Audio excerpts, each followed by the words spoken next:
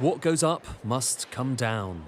Until today, the Bank of England had been telling everyone that the next move in interest rates was likely to be upwards. Now the governor says that's changed.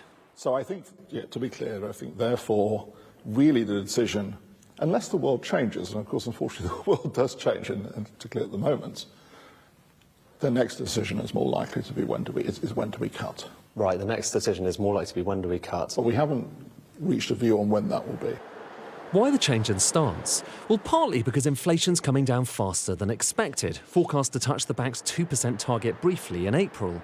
But partly it's because the economy is really struggling. It's a bit slow after January because we're still trying to get free sale. Yeah. So we're starting to get all the new stuff in. You can see the signs here on the high street.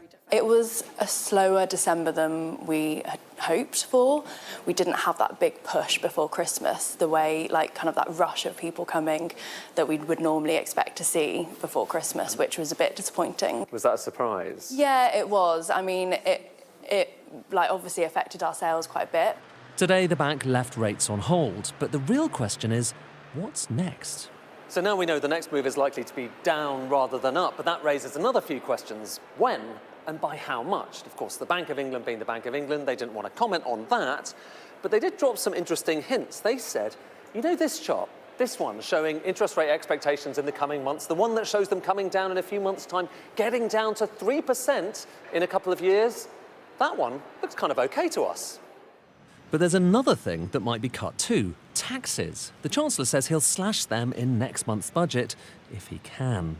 It's difficult to know what the final numbers we're going to have at the budget are. It's still early days. It doesn't look like I'm going to have as much headroom as I had in the autumn statement to bring down taxes.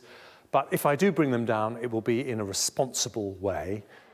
But there's an issue here. The governor says those tax cuts could affect the bank's ability to cut rates. When fiscal policy is announced, we take it into account, as we have done this time, because we've taken the autumn measures into account this time. You said with the autumn measures, you said actually they were kind of maybe less inflationary than they could have been, but still they were net inflationary. So these things matter, do they, when you're making your decision? They enter into the whole assessment process. Tax cuts versus rate cuts, the Treasury versus the bank. As the cost of living crisis cools, this election year is beginning to heat up. Ed Conway, Sky News.